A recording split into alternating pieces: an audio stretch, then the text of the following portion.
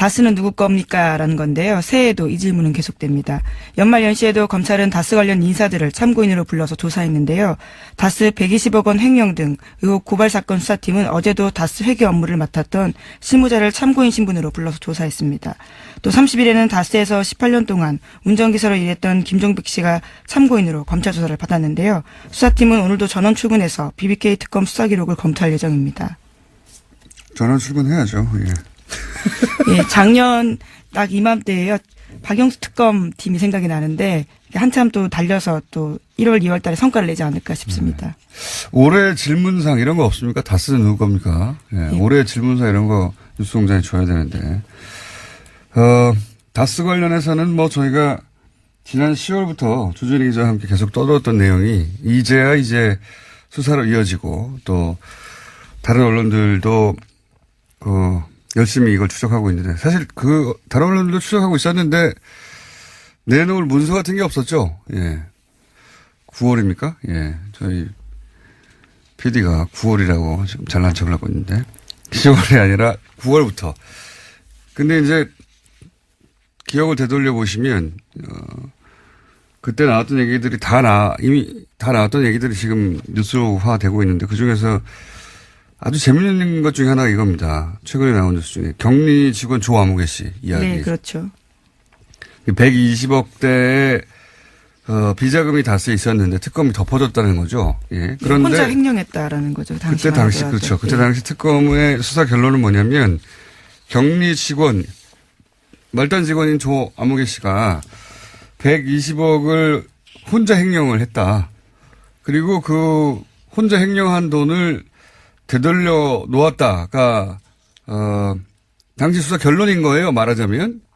근데 이게 정말 말이 안 되는 게 그 120억대를 혼자 횡령할 수 있느냐. 이것도 말이 안 되지만 횡령할 수 있다 손치더라도 횡령을 했던 사람을 잡았잖아요. 잡았는데 아무런 사법 조치도 없었어요. 그것도 이상하죠. 더더욱 이상한 것은 사법 조치가 없었다 하더라도 적어도 그 돈을 만지던 직원이 120억을 횡령했으면 그 직원이 더 이상은 돈을 만지기를 못하게 해야 되잖아요. 그 직원은 계속 그 일을 계속 합니다. 네, 다스 직원입니다. 네, 격리 직원 일을 계속 합니다. 예. 대단하지 않습니까? 이게 어떻게 가능합니까? 상식적으로 도저히 있을 수 없는 일이죠. 그 회사가 시킨 일이 아니면. 예. 근데 이제 지금 언론에서 보면 이 돈이 개인의 횡령금이냐 아니면 회사의 비자금이냐를 따져보고 있다라고 하잖아요. 예. 저는 이런 문구 자체가 너무 웃기다고 봅니다.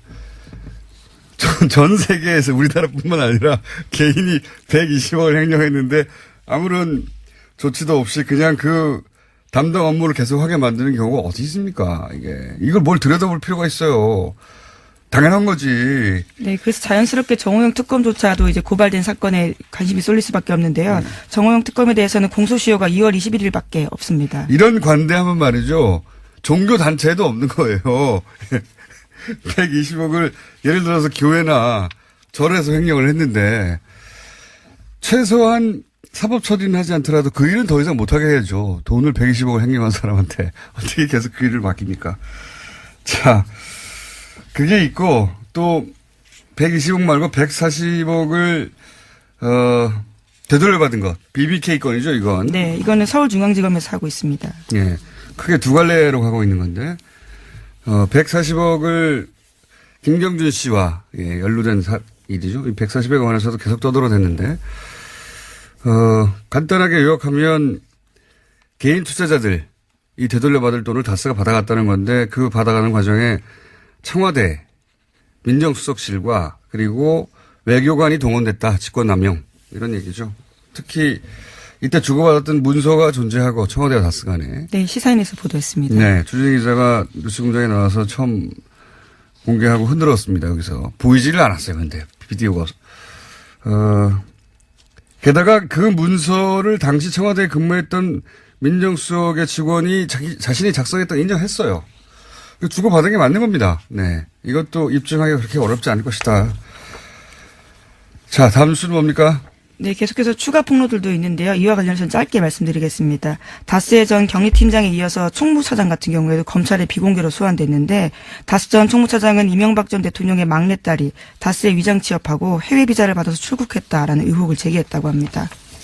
이 사안의 의미는 뭐냐면 이제 이명박 전 대통령은 주식에 한 주도 없다고 하고 자기 회사가 아니라고 주장하는데 최대 주주인 이상은 회장은 그냥 회장으로 불리고 이명박 전 대통령 왕 회장으로 불렸다. 네, 예. 전 총무차장의 증언입니다. 왕 회장으로 불렸는데 그 딸이 그 회사에서 여러 가지 혜택을 입었다. 뭐 이런 네, 거죠. 위장 직원도 하고요. 회사 차량을 임의로 사용했다라고 합니다. 그리고 다스에 오면 현장을 물청소를 하고 난리가 났다고 하죠. 주식 하나도 없는데, 예. 회장이 왕 회장으로 주식이 하나도 없는 사람이 그렇게 불렸다.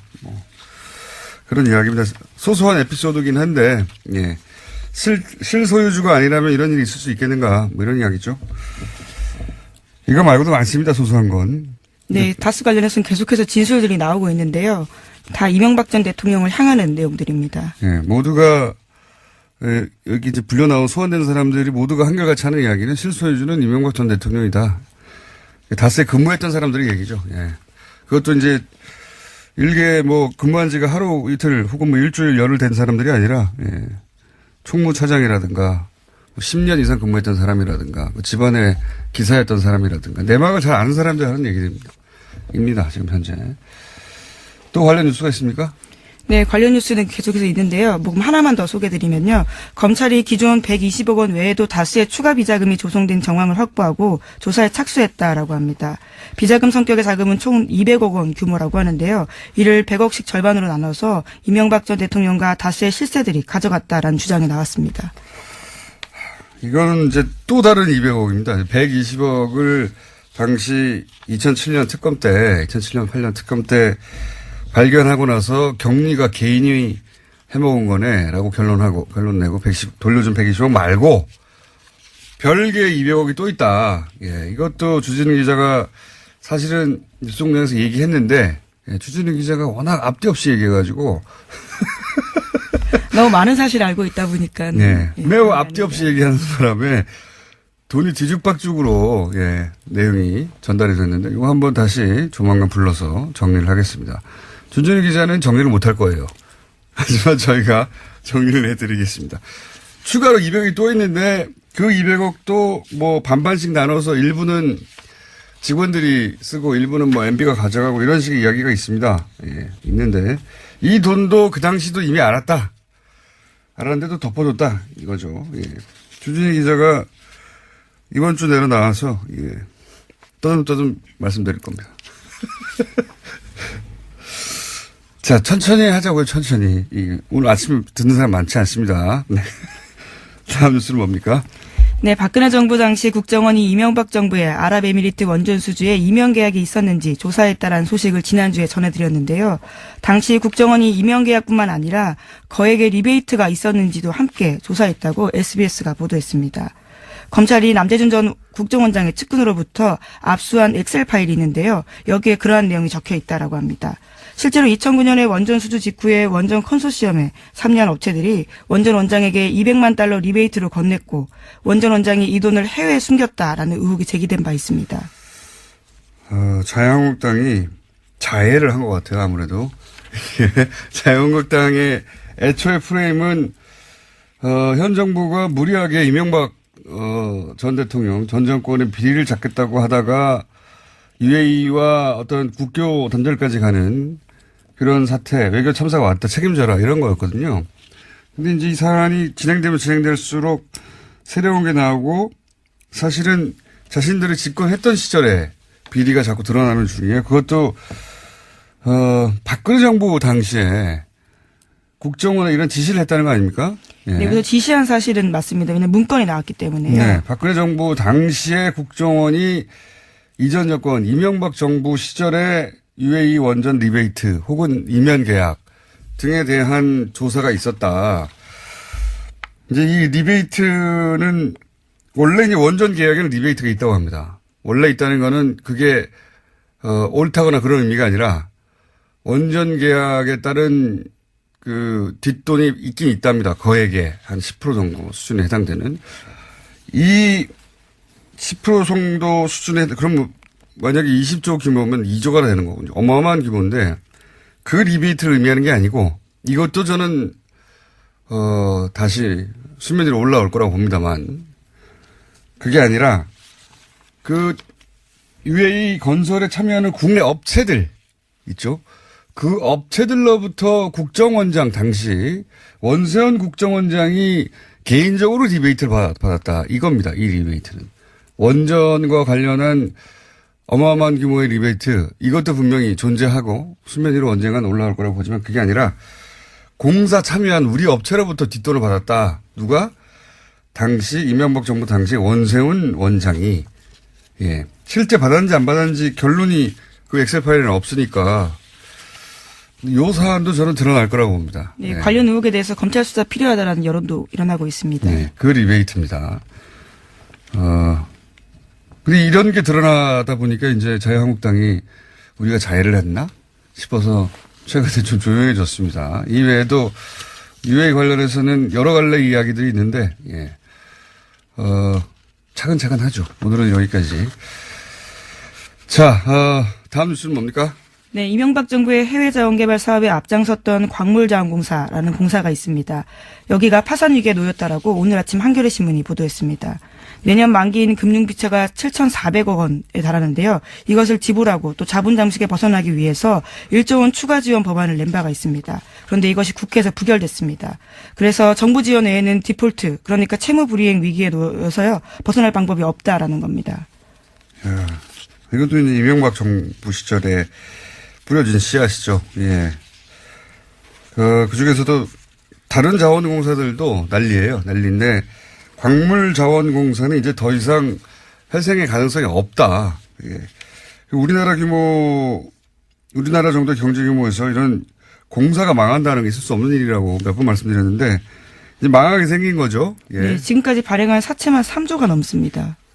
그런데 이제 이 중에 예를 들어서 멕시코의 볼레오 동광 사업 같은 경우 자세히 들여다보면 이건 투자 실패가 아니라 명백히 사기를 당했다 싶어요. 근데 더 자세히 들여다보잖아요. 사기를 단순히 당한 게 아니라 당하는 줄 알면서 당한 거 아닌가. 그러니까 우리 쪽에 누군가 공범이 있는 게 아닌가 이런 생각이 들지 않을 수가 없다. 요 볼레오 동광 사업 하나 너무 많은 사업이 있고 돈이 너무 많고 그리고 그 돈들의 갈래가 너무 많다 보니까 복잡해서 어느 순간 관심을 잃게 되거든요.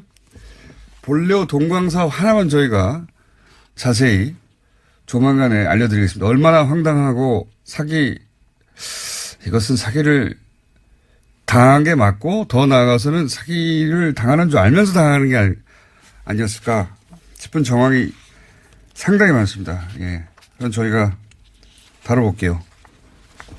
이번 주가 됐건 다음 주가 됐건 조만간 다루겠습니다. 왜냐하면 그 볼레오 동광 사업에 물려서 지금 우리나라 공사 하나가 망하게 생겼거든요. MB 정부 때 투자로 인해서.